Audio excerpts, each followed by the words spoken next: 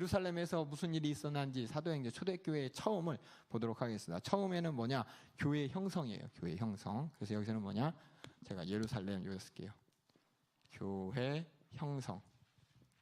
오순절날 성령이 임하시고 드디어 교회라는 것이 처음 생깁니다. 처음 생겨가지고 이 교회가 어떤 일이, 이 교회에서 어떤 일이 있었는지 그 역사적인 사건이 지금 여기 연세중앙교회에서 그대로 있어야 되는 겁니다.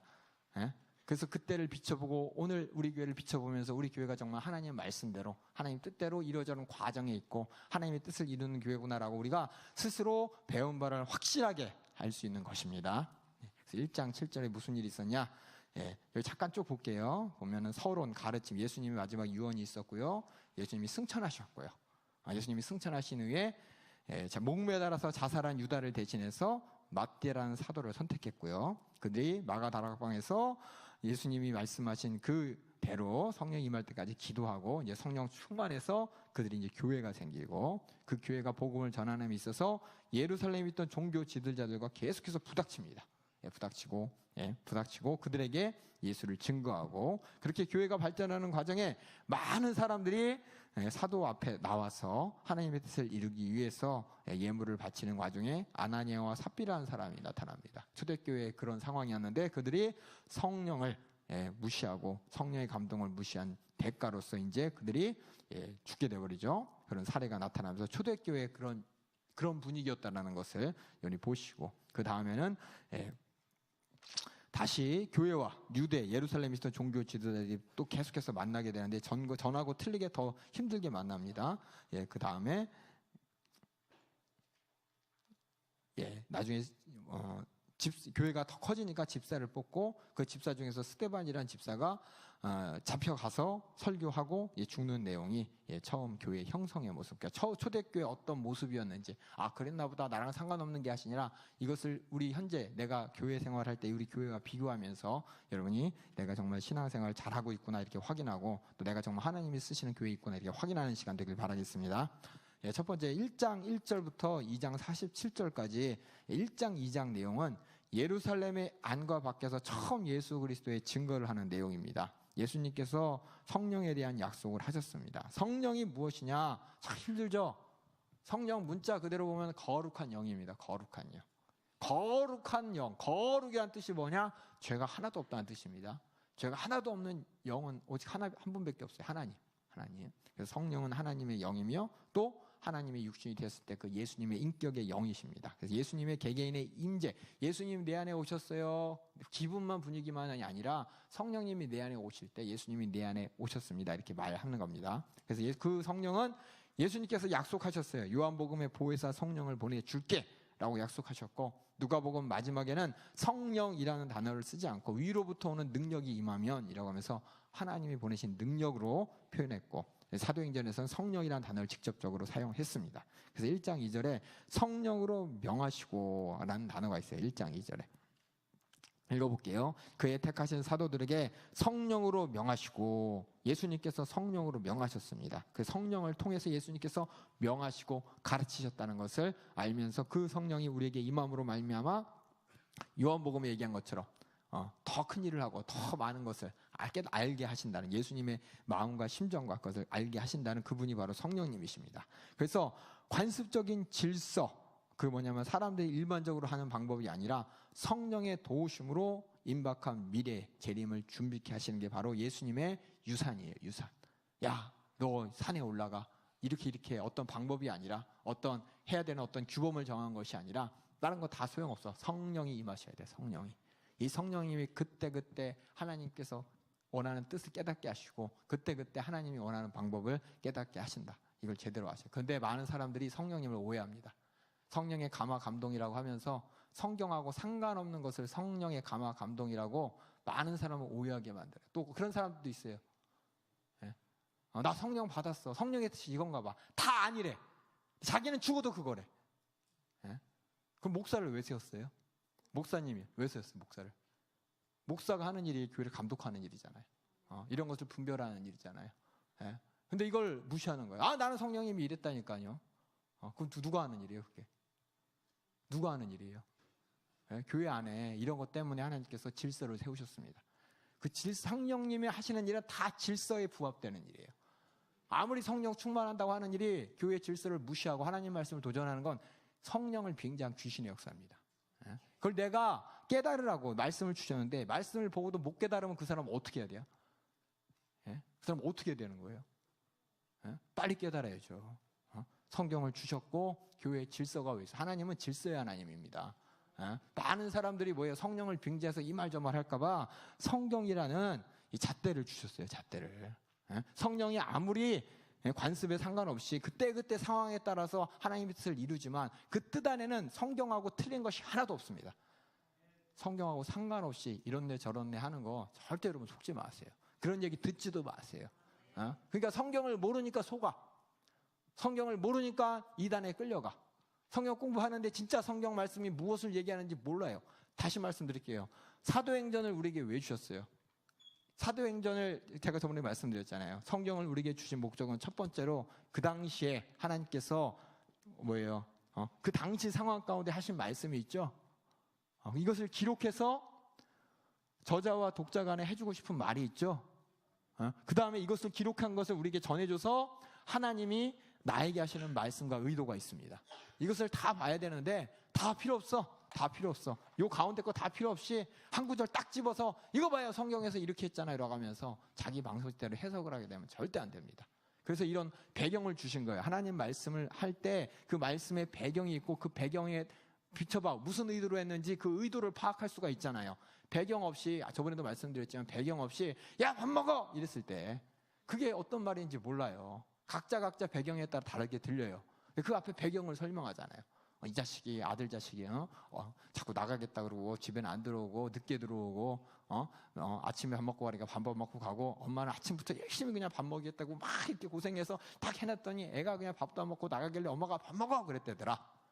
응? 그럼 엄마가 밥 먹어 할 때 미워서 죄송해요 밥 먹어 나가 집 나가 이랬어요. 집 나가 이 말이 진짜 집 나가라는 말이에요? 아니면 화나서 나가 그 분노의 그 가슴 아픈 표현이에요? 그러니까 이렇게 그 단어를 알아야 되는데 이거 배경 다 필요 없이 집 나가. 거봐 하나님 뜻은 집 나가는 거야. 빨리 집 나가. 이러면 절대 안 된다는 겁니다. 그 배경을 어떻게 성경 전체도 보고 그 상황도 보면서 우리가 하나님 뜻을 찾아가는 겁니다. 그 말씀이 진짜 의미를 찾아가는 거예요.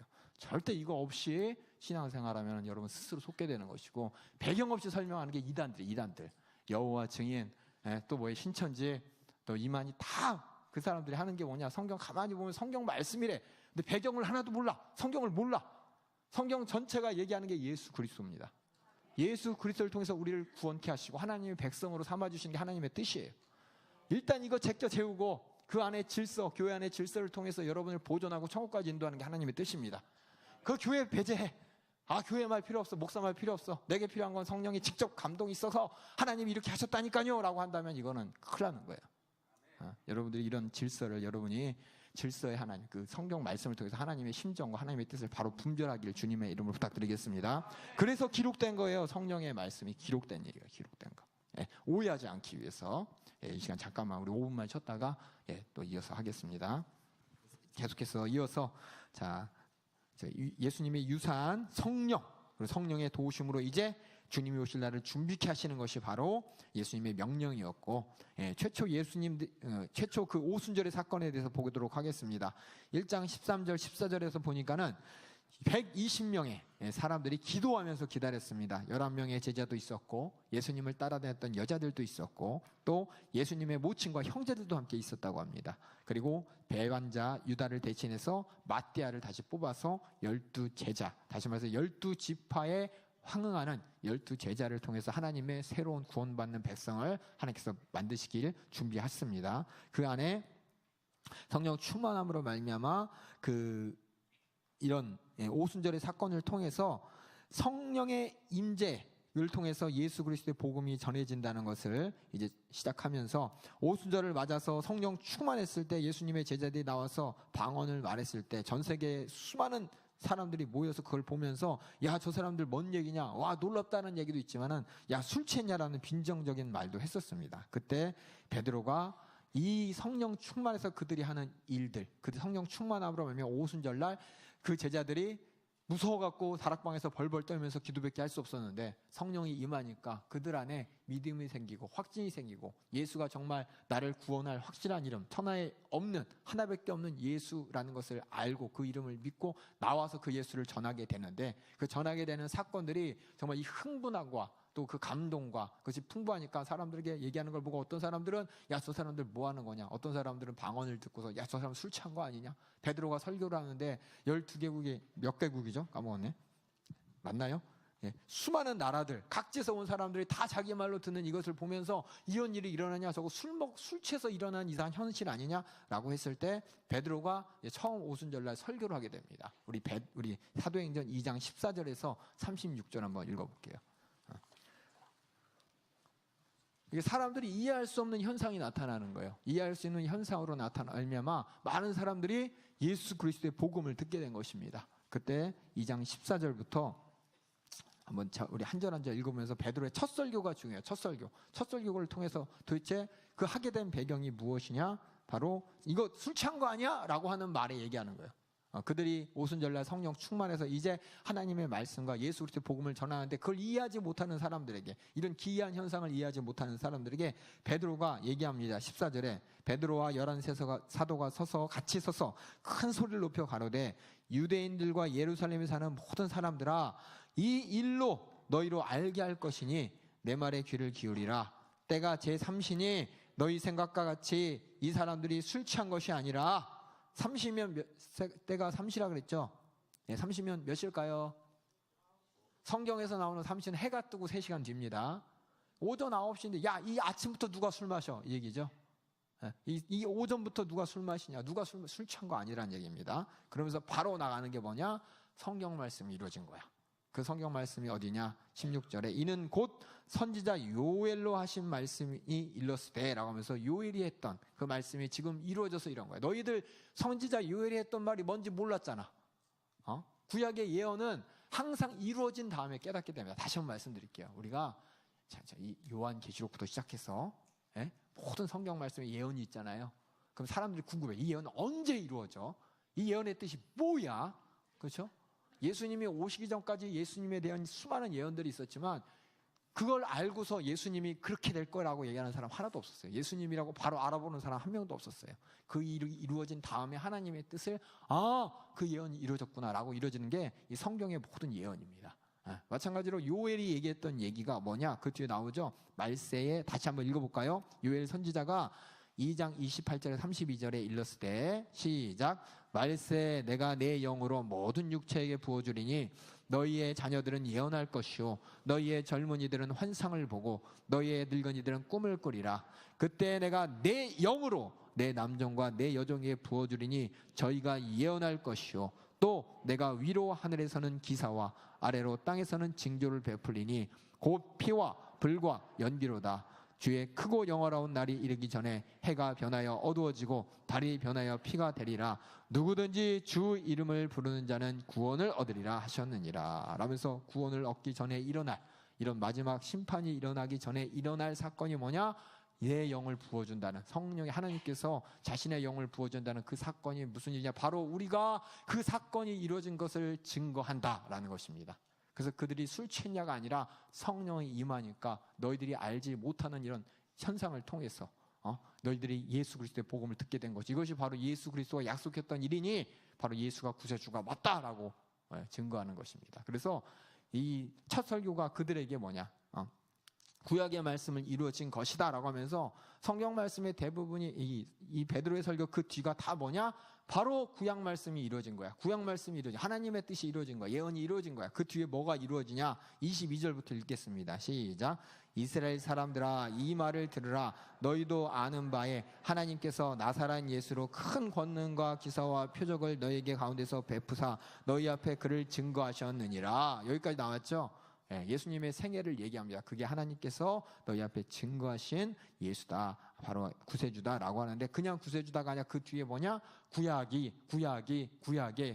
예언이 그 예수를 얘기했다. 구약의 예언이 그 예수의 죽음을 얘기했고, 구약의 예언이 그 예수의 부활을 얘기했고, 구약의 예언이 예수의 승천을 얘기했고, 그래서 예수가 바로 십자가에 달려진 그 예수가 바로 그리스도고 우리의 구주다라고 하는 게 이 베드로의 설교예요. 그러니까 베드로가 예수를 소개함에 있어서 철저하게 뭐냐? 구약을 중심으로. 구약에 이뤘던 그 약속이 성령 충만하고 나서 이제 구약이 보이는 거야. 구약에 그동안 들었던 이해하지 못했던 말씀이 바로 예수의 생애와 다 겹쳐지면서 예수가 구약에서 얘기했던 그리스도가 확실하구나라는 것을 사람들에게 담대하게 얘기할 수 있었습니다. 그 전에는 못했어요. 구약 예언이 뭔지 몰라서.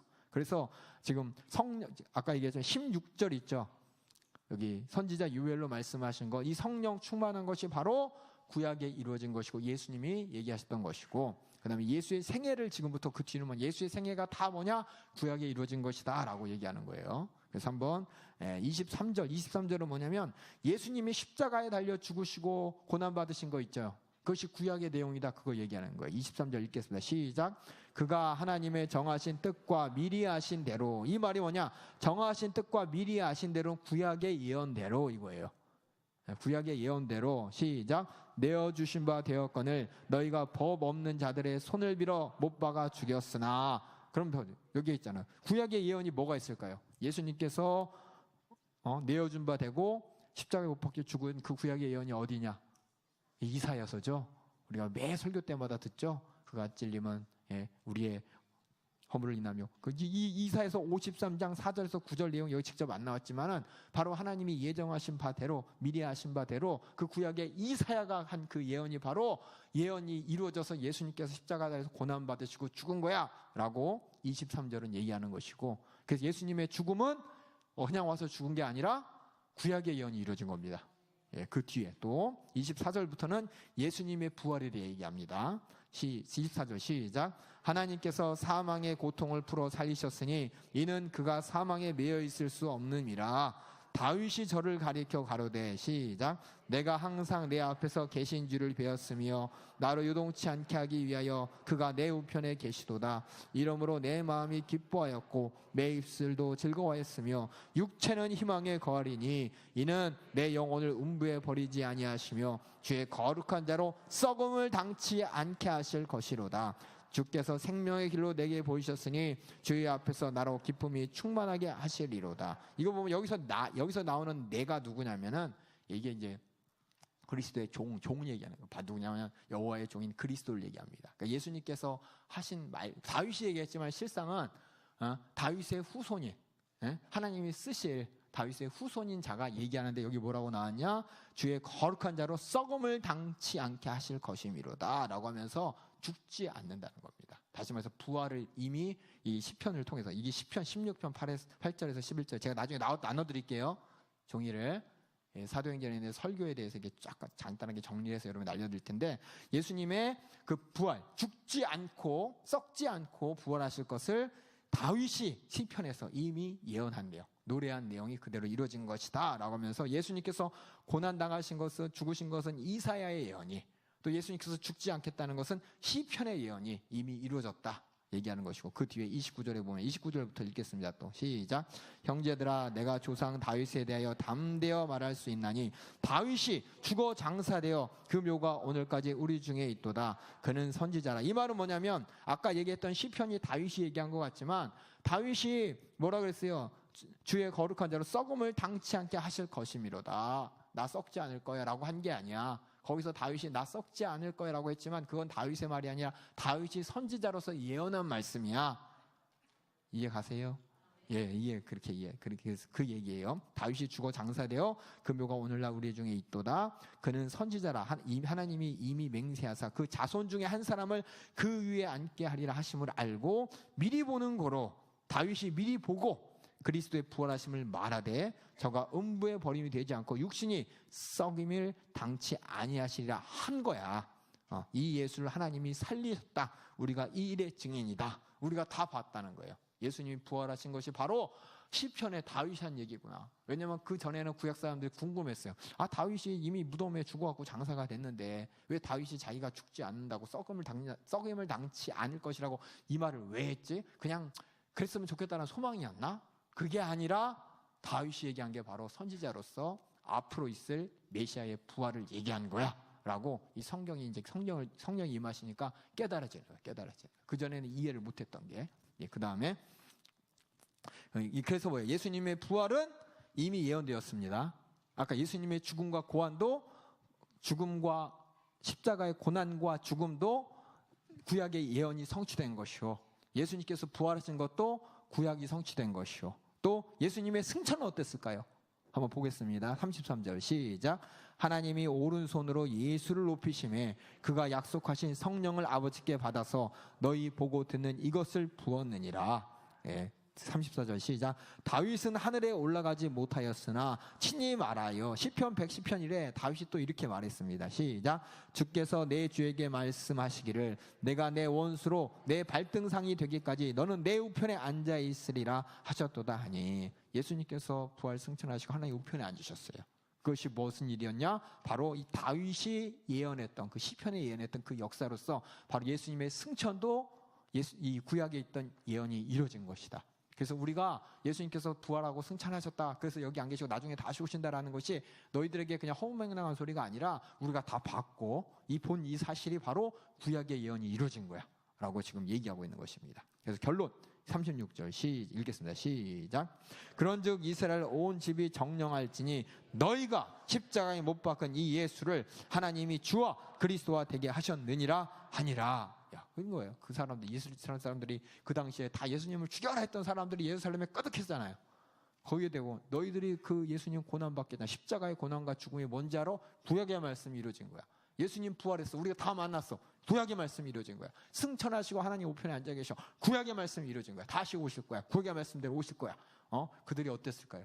그들이 얼마 전까지 죽여라 했던 예수라는 사람이 하나님의 아들이고 그리스도라는 걸 알았을 때 막 마음이 얼마나 걱정스러웠을까요? 그래서 그 뒤에 37절 읽겠습니다. 시작. 저희가 이 말을 듣고 마음에 찔려 베드로와 다른 사도들에게 물어 가로되 형제들아 우리가 어찌할꼬 하거늘. 왜냐? 하나님의 아들을 죽였으니까, 하나님이 약속하신 메시아를 죽였으니까, 하나님이 약속대로 오실 메시아를 죽였으니 그들이 어떤 심판을 하나님한테 당할지를 아니까 벌벌벌 떠는 거예요. 벌벌벌 떠는 거. 그 다음에 그랬더니 베드로가 뭐라 했습니까? 시작. 너희 회개하여 각각 예수의 이름으로 침례를 받고 죄의 사함을 얻으라. 그리하면 성령을 선물로 받으리니 이 약속이 뭘까요?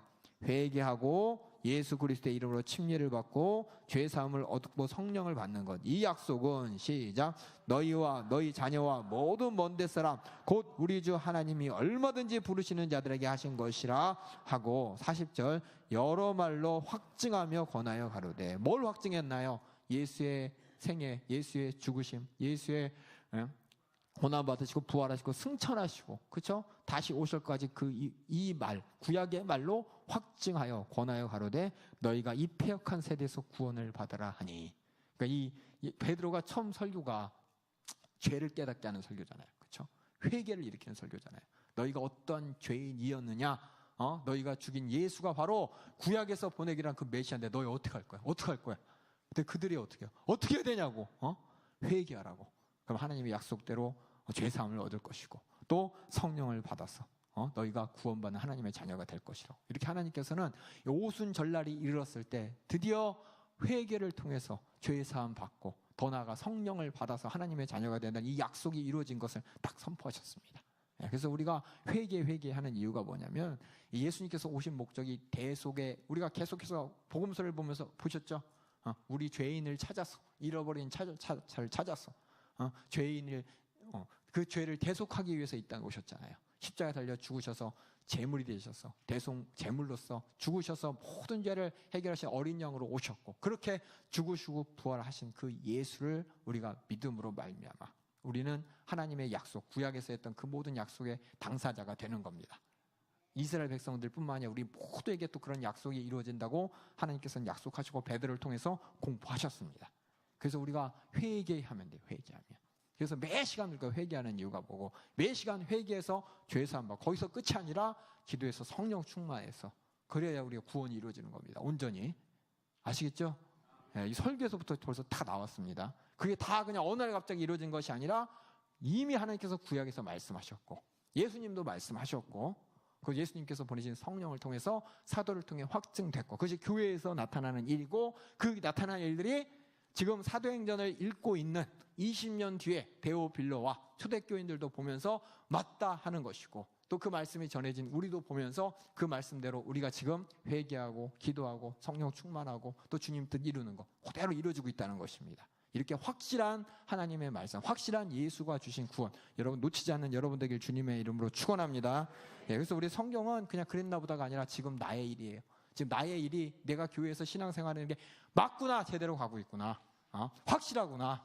우리의 믿음을 굳건히 하기 위한 하나님의 말씀인 이 성경. 그 다음에 이렇게 오순절날 메시지가 전해지고 또 이 복음이 전해지고 많은 사람들이 회개하면서 하루에 막 3,000명씩 5,000명씩 회개하고 이렇게 하나님께 돌아오는 일이 나타납니다. 그래서 그 오순절의 여기 볼게요. 여기 밑에 보면은 베드로의 메시지가 구약 선지자 요엘을 인용해서 바로 지금이 뭐야? 하나님이 말씀하셨던 바로 성령이 임하는 때인 것을 얘기하고 이를 위해서 회개를 요구하고 이것이 바로 구약에 주신 하나님의 약속이 이루어진 것이고 회개함으로 말미암아 성령 받음으로 말미암아 그 약속대로 하나님의 백성이 된다는 지위를 보장하는 것이고 이때 3,000명 이상이 회개하고 침례를 받게 됐습니다. 그러고 나서 그들이 어떤 일이나 이 오순절 회심 일어나고 오순절날 회개하고 예수 믿고 교회가 쓰고 어떤 일이 일어났냐? 그 2장 42절에서 47절 한번 볼게요. 이게 이제 초대교회의 모습이에요. 처음에 예수 믿고 또 예수 믿어서 교회를 이룬 사람들의 모습이 2장 42절에서 47절. 그래서 1장 2정이 뭐냐면 맨 처음 교회의 모습이에요. 맨 처음 교회의 모습. 1장 42절에서 47절 우리 다 같이 읽겠습니다. 시작. 저희가 사도의 가르침을 받아 서로 교제하며 떡을 떼며 기도하기를 전혀 힘쓰니라. 이게 이제 대표적인 거예요. 말씀을 듣고 또 말씀 안에서 교제하고 떡을 떼며, 이 말은 뭐냐면 떡 나눠 먹었다는 얘기가 아니라 예수님의 명령대로 주의 만찬을 거행했다는 겁니다. 예수가 기념하라고 했잖아요. 그렇죠? 기념하라고 하셨잖아요. 떡을 먹으며 포도주를 마시며 이것이 내 살이요 내 피라는 언약의 피라는 것을 기념하라 하면서 그들이 십자가 예수님을 계속해서 기억하고 또 그 피의 은혜로 구원받았음을 계속해서 고백하면서 그걸 이제 떡을 떼며, 이걸 이제 배경을 모르는 사람은 뭐예요? 밥 같이 먹었구나, 맨날 잔치했구나 이렇게 하는데 그 얘기 아닙니다. 아시겠죠? 십자가의 그 은혜를 예수님의 명령에 따라 기념하면서 그 받은 구원 감사로 고백하며 기도하기를 전혀 힘쓰니라. 43절 시작.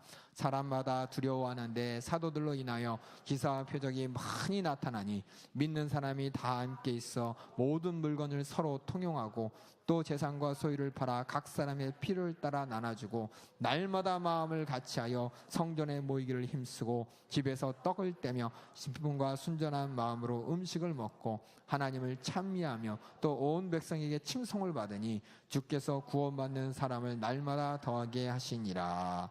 그래서 사도들이 가르쳐서 제자를 삼고 또 교제를 하면서 주의 만찬에 참여하면서 고백하고 또 모여서 힘써 합심기도 하고 그리고 주님 안에서 하나 되고 서로 간에서 하나 되고 또 성전들에서 모여서 베드로의 설교를 듣고 진심으로 하나님을 찬양하며 그 찬양하는 모습을 많은 사람이 보면서 하나님을 인정하게 되고 또 그렇게 교회에 구원받은 인원이 날마다 성장되고 또 부흥하게 되었다는 것이 바로 초대교회의 모습이고, 우리 교회 모습하고 비교했을 때 한번 봅시다. 정말 우리 하나님의 말씀, 우리 계속해서 우리 말씀 듣죠? 다른 교회하고는 비교도 안 되는 엄청난 긴 시간, 그렇죠? 우리 교회 분들은 그래서 어디 앉아있으라고 막 잘 앉아있어요. 얼마나 오래 앉아있는지. 저 학생 때도 그랬어요. 학생 때도 보면은 교회에서 하도 그냥 중고등학교 때 우리 담임 목사님 설교가 길잖아요. 앉아있는 거 그냥 도가 터가지고 학교에서 학원에서 수업 1-2시간 하는 거 아무렇지도 않아요. 대학 가면 제일 힘든 게 수업을 가끔 가다 이제 2시간 연장으로 하거든요. 그러면은 그거 못 견뎌서 난리치는 애들이 많은데, 왜냐면 고등학교 때까지는 수업이 45분, 50분이었잖아요. 근데 대학교 딱 되면 이제 강의가 막 2시간, 3시간, 어떤 때막 4시간 되니까 못 견디는데, 저는 잘 견뎠어요. 습관이 돼서 그런가? 이렇게 우리 교회 이 말씀 가운데 우리가 이 정말 하나님의 애끓는 심정의 말씀으로 은혜 받고 또 우리가 서로 주님의 뜻 안에서 하나 되고자 주의 만찬에 참여하고 또 합심 기도하고, 그렇죠? 그 뜻이 하나, 주님 안에서 하나 된 우리 연세종합교회가 예루살렘 선전에서 다 기도하잖아요, 합심으로. 이 모습이 뭐냐면 우리 각자 따로 있는 것이 아니라 하나 돼서 성경 이 초대교회 모습 그대로 우리가 신앙생활을 하는 겁니다. 초대교회 모습 그대로. 그러니까 여러분이 성경을 보면서 우리 교회가 정말 성경 말씀대로 초대교회 그대로 정말 하나도 변치 않고 그대로 가고 있구나. 확신을 가지는 것입니다. 확신을. 그러니까 이런 믿음이 정말 교회 안에서 잘 붙들어져. 그 다음에 그래서 우리가 찬양할 때 우리 어떻습니까? 뻑적지근하게 하잖아요. 세상 말로. 그렇죠? 한번 하려면 제대로 해. 그렇죠? 전 교인 5천 명을 나오는데 전 교인. 그걸 보면서 많은 사람들이 우와 굉장하다 하잖아요. 그렇죠? 그걸 보면서 정말 하나님이 하신 일에 대해서 정말 하나님 살아계신 교회고 하나님이 쓰시는 교회고 이게 인정받는 것이 초대교회하고 똑같은 모습. 그렇게 교회가 부흥되고 있다는 것이 초대교회였고, 이 교회의 모습이 그때만 그런 것이 아니라 성령님께서 함께 계신 교회, 성령님이 쓰시는 교회, 또 하나님 예수님의 몸된 교회는 동일하게 어느 시대 어느 장소든 똑같이 일어난다는 것을 성경 말씀을 통해서 우리에게 하나님이 확신케 하시는 것입니다.